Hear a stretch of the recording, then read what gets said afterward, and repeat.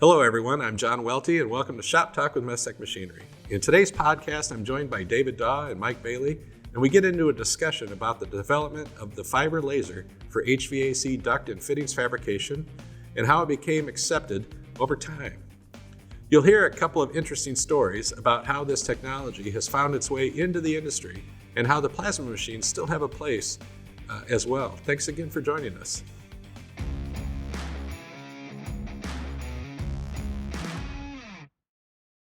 Welcome and thank you for joining us for Shop Talk with Mestek Machinery. I'm John Welty and I'm here with David Daw and Mike Bailey.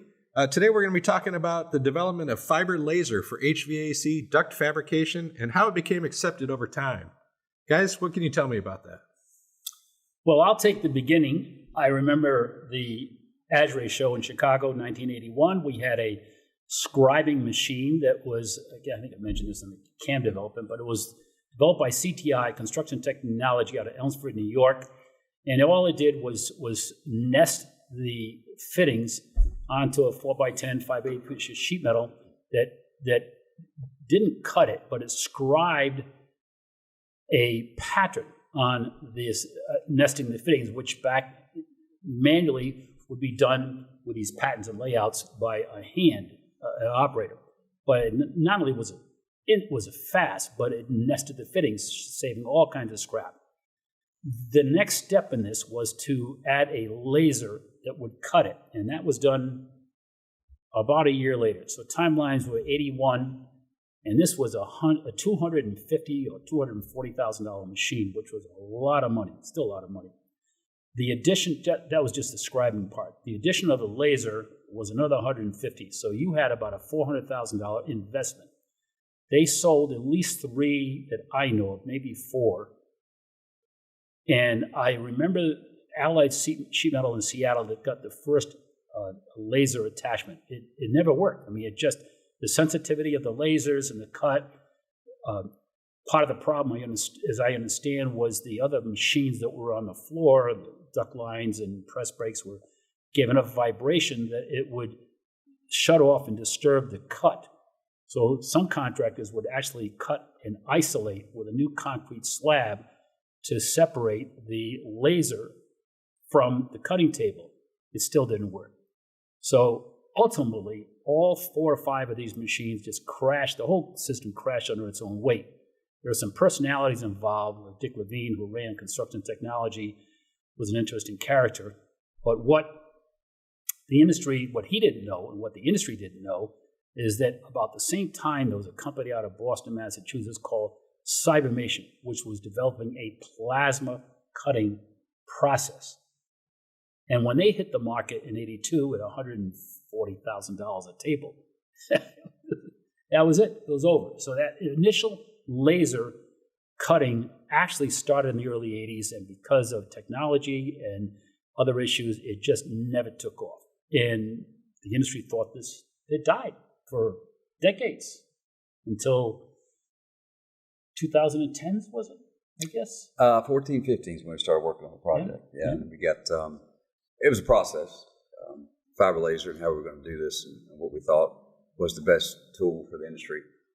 And keeping in mind, this was developed for the light gauge industry. Okay, somewhere between the 10 gauge and 26 gauge, and basically for the sheet metal fabricators, contractors, and mechanical contractors. So it was specific in its design to our industry.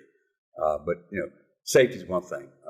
This is a fiber laser that, if not protected, certainly could be a harmful tool. So for about 2.5 years, we went through the process with the FDA, and finally we hired a consultant. They came in and spent a year with us. We developed a shroud to enclose the cutting head. Basically, that shroud had safety circuitry built in. If that shroud came off the metal within a 16th, the whole machine would shut down. Michael, so you physically could not see that fiber laser. So as we moved along with that, what was important was we were awarded an accession number from FDA, and that's huge. Michael, explain why the FDA. I couldn't get my head around this when it was told me we needed an FDA approval for a sheet metal machine? Well, you had to have safety, and OSHA is part of that. And OSHA, from my understanding, actually adheres to FDA.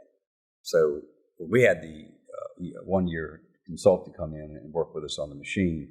And Mestek's a pretty big company, and they're safety minded for sure. We're not going to put any tools in our customers' hands that could cause a safety issue. And the risk, first thing that comes to mind would be blindness. Yes. Okay. Correct. So when we were awarded the FDA accession number, now it's time to go. And I can remember getting a call from the president of the company. He says, Mike, it's time to get one out there. I happened to be coming out of a council meeting in Dallas, Texas, from a SMACNA council meeting, and me and another contractor were talking about this fiber laser, and the guy in the front seat was another contractor. He heard about it, and he says, when can I see it? And I'm like, whenever you want. And he came to Chicago, and within 15 minutes, he wrote a check. That was at the ASHRAE show in Chicago? No, it was just at the factory in Chicago. Okay. So now my thought process was, okay, if we can get one in one major marketplace, then maybe we'll get two in another major marketplace, and we'll continue to move on in that format. And that's what happened. And it just kind of went viral through the SMACNA community. It went from Indianapolis to Boston to Atlanta to Seattle, LA, all over the country. So it's not concentrated in just one market in the country, but it's become widely accepted. We still have a need for the plasma cutter, don't get me wrong. When you look at your business and you're trying to figure out duct construction in general, what type of work am I doing? Is it more labor, or is it more straight duct intense, or is it more fitting intense? And some of the bigger contractors who have these tighter areas to build in are doing a lot of fittings, and that's where this machine plays out, because it does cut up to 3 times faster than the plasma cutter. It eliminates the exhaust, as far as the exhaust from the plasma cutter, which is huge for these contractors, because that's a mess. And a safety concern of itself. Safety concern. The Clean Air Act, the bottom of these parts are clean. You don't have to wipe and clean them. Well, it has an effect on how it ages the equipment that you're passing the fittings through for roll forming and that sort of stuff also, right? Because there's a hardening of the edge with plasma that you don't have at the laser. Sure. Yeah, it's cool to touch because that's the interest, guys, on your downstream roll formers, that it's a laser cut. So it's a fine cut. So that does help with your downstream equipment as well. So there's infinite things to look at when you're looking at this fiber laser, and why you should be curious about it. And then we talked in another segment earlier today about water jets and how we're cutting insulation at 1,200 inches a minute. Well, now we can match the metal cutting with the insulation cutting, because at 24 gauge on this fiber laser, it's about what we're running, about 1,100 inches a minute. So I'm getting my product through the shop quicker now, production, and then the labor, the human element's taken out of it. And face it, every owner is going to tell you where he makes his money is that duct, the straight duct coil line. That's where his money's being made. Where he's trying to limit liabilities is in the fitting area. And now that's what we're trying to do here, is we're trying to get into those roll formers and get into the fabrication almost 3 times faster than we once would with the plasma. But we have a lot of different segments to the market that laser's just not going to be applicable. And so we still know there's a great need for plasma, and we still have a lot of volume when it comes to tables going out around the country. Mike, wasn't the key was the development that Lockform had developed? What we developed was the shroud compared to like a lights out mod or trunk system, and that allowed to coil feed, which is the big innovation that we brought to this table. Yeah, we call it open architecture. It's the only fiber laser that can be actually coil fed. Okay, and most of your laser systems are sheet extractors with enclosures. Well, you can't be labeling, doing things, and when it's a sheet extractor, you got to wait for a sheet to come out, and you got to put another sheet in, and you got to remove parts and things of that nature. So it's not really just that you can coil feed it. They're also wanting to interact with the cut parts while you're still cutting other parts. Yes. Which doesn't even come into play with these larger systems that are burning the whole sheet, and then you eject the parts. This is actually something where they want to be working with it while it's running. So there's an interaction between the operator and the machine taking place. I actually did this time study because we only think what we know, right? I want to prove that theory out. So I did the same job on our 20-foot open architecture coil-fed laser, and it timed out around 6 minutes. I did the same job on a sheet extractor, 4 kilowatt, another manufacturer laser with enclosure, right? It took 10 minutes. So it was almost double the time to do it with a sheet extracting system. But my point to that is That's the difference in our fiber laser, right? It is developed for the light gauge sheet metal. I was going to say, because a lot of times those are for making thicker gauge. Well, when I first parts. walked over there, the operator says, "Mike, this is not a duct machine. Yeah. What are you doing?" I said, "I'm just wanting to prove my theory. Yeah. And maybe I won't prove my theory, but I want to know myself. I have a need to know what it looks like and what kind of timelines we're looking at." And so it's solving a different problem. It is. Yeah. As he finished the cut, he finished the job. He said, "I told you this wasn't a duct machine." I said, "I get it. I said, I understand that." So it kind of proved out what I thought from a timeline study and a material handling study as well. So it was quite revealing what we found out that day. But again, I go into it and I'm thinking, I'm not sure if this is right for us at the beginning because there are other manufacturers and a lot of manufacturers of fiber laser, and they're really good at it, right? Right. They have engineers just geared toward that. And I was thinking this could be good or this could be a little problematic. But the president of my company said to me, "Mike, what if we didn't try?" And here we sit. So good thing he did say that. I might also add to you that I was on board right from the beginning because I thought it was our strong distribution network that we had locked in since 1938 that other manufacturers would be hard to jump into, which has been correct. Are you taking credit for the fiber laser? A little bit. Okay. Just a little bit. All right. It's been good for us. Yeah, the first one I saw was at an ASHRAE show in Chicago, which is why I was asking about that. And I remember they were running a demo, and I noticed the first thing is how fast it ran and how smooth it ran. And then the next thing I noticed was, they must not be cutting because I don't see any fittings. Yeah. And I walked around. I was working the booth at the time, so I walked around because they had it on the edge of the booth to make sure everybody could see it.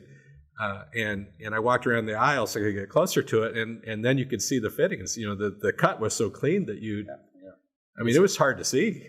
There's like no curve. And David and I took a trip to Australia probably 10 years ago, and there was a high-end sheet extractor, self-enclosed fiber or CO2 laser at the time, cutting duct fittings. And I can remember that particular contractor saying to us, the only thing he did not take into regard was the fine cut. It was such a fine cut, it was actually cutting through the worker's gloves on the really light gauge, 26 gauge. Now, since then, it's changed to fiber laser and things have changed, but he was ahead of the game. Yeah. And that was 10 years ago. Huh. Yeah. So it was neat to see that. Is that what our buddy Aiden Cap? It was. So as we continue on, our thoughts are if we can produce 12 a year, that's a good year. And so far, we've been able to track that. So how many of these are out there now? Around 41. Okay. And we've got about 4 or 5 in the hole right now. So it continues to gain strength in numbers. We're starting to see more people that are knowledgeable about it, right? Knowledge is key. So we're getting more requests in that manner. But again, I think, there's a market for it, no doubt. And there's a market for plasma cutters. So it's good to have both. Yeah. I'm not sure if I got my answer correct on why the FDA, and correct me if I'm wrong, but from what I was told or understand that the first use of lasers was in eye surgery. And so that's why the Federal Drug Administration was the U.S. agency that licensed that out, and it's trickled all the way down into our industry. Mm-hmm. Yeah, I don't know that anything that affects the eye isn't covered by that. I know there were some devices at CES at one point. I can't remember how many years ago that was. They were looking at instead of the smart glasses that Google had out for a while, they were going to actually project what they wanted you to see onto a contact lens on your eye, so that you would have an infinitely large, high definition screen in front of you anytime you wanted to. And of course, they were announcing their idea, but their problem was they had to wait for FDA approval because, of course, they're going to be shining. Yeah. Which was my first thought was, wow, that sounds scary and awesome at the same time. And awesome, yeah. But yeah, so I would imagine it's along the same lines. I mean, it can very quickly become a health problem, right? Yeah. We've also learned in the last 6 years, if you do, we train these for a week, and if you follow the training regimen, we call it safety lens, which is the consumable, which is about $50. You can get up to 60 days or more out of that safety lens, which now we're finding out that the consumable cost is that or less of a plasma cutter. Right, yeah. And the neater thing about it as well, we're using compressed air, shop air. We're not using gases and things of that nature. Oh, really? Yeah, so the cost of the operation is not very much. It's the same footprint as a plasma cutter as well. So, But that's another example of, and the most recent one of Mestek and the brands taking a gamble on developing a lot of money into a machine that weren't guaranteed this is going to be a saleable item. But again, not toting Mestek's acumen, but we certainly have brought a lot to this industry. Yeah. Well, and I think we talked about this before when we were talking about the timeline of the industry. But you can see where that, because of that focus of machine building with a focus on HVAC, that innovation is being poured into that specific industry, that you get some of these things. Like, for instance, the large laser tables, the lights out situation, like you were talking about, a whole different marketplace. And those builders weren't necessarily looking at this space. Well, water jet did not come out same of thing with the industry. water jet. It didn't come out of our industry, neither did the laser. But there were water jets for cutting thick steel before that. But again, nobody was applying it to this industry. So you just see a focus on HVAC taking place. And that's where some of this innovation comes out. Well, and I think we've talked about it before. It was just that how much software is involved in this whole industry that a lot of people just don't expect. Because you look up in the ceiling and you see ductwork everywhere you go. In the restaurants nowadays, they show the spiral duct and some of the stuff you see it painted now. But you don't really realize how much goes into making that. It's just tremendous. Whenever I walk into an area where there's exposed ductwork up here, and my wife's with me, she looks up and she says, "What a boring industry." And my wife will nudge me and say, "Quit looking at the ceiling. You look weird." It's funny because my father was a manufacturer's rep for women's shoes. Rack room, he would say, is the reason we got through college when he got that account in Charlotte, North Carolina. But when he goes into a room, he looks down. When I go into a room, I look up. And that's just what it is, right? Yeah. But I'll go back and segue to what you're talking about earlier. The first gentleman, Joseph Lansdale, who bought the first laser, and he had a self-enclosed 4 kilowatt CO2 laser already in place. So again, as I go back and I asked Joseph, I said, "Why?" And he said, "Because I had $5 per pound ductwork fittings tying up my $50 per pound self-enclosed 4 kilowatt machine. I did a lot of manufacturing work." And he said, "It just doesn't make sense, right? Over here is $50 per hour, over here is $5, and I'm putting $5 per hour on a $50 per hour machine." So the right tool for the right job. Yeah, exactly. Different industries. So since then, he has 2. And we've seen that too. A couple people have 2 of these just to completely get rid of the exhaust as well. Yeah, because that's one thing I've noticed. I've always been focused on the Fabric side of things, but when I go into customers and installs and stuff and start to notice some of the other things that you guys have been involved with for your whole careers, the amount of ducting and the ventilation systems and everything that have to be added to a building in order to install the plasma. Yeah. We start to see that now as we're doing plasma in the Fabric line, that they have to run all of that to the duct line now. There's a lot to it. Yeah. And so you don't have any of that with a laser table then. You still have the ducting. We still require a 3,000 CFM fan. Okay. But it's a zoned exhaust table. It's got 3 zones to it. And okay. It just produces 0 exhaust. All right. We've even run the machine without ducting on it just to see, and it's 0 exhaust. So, okay.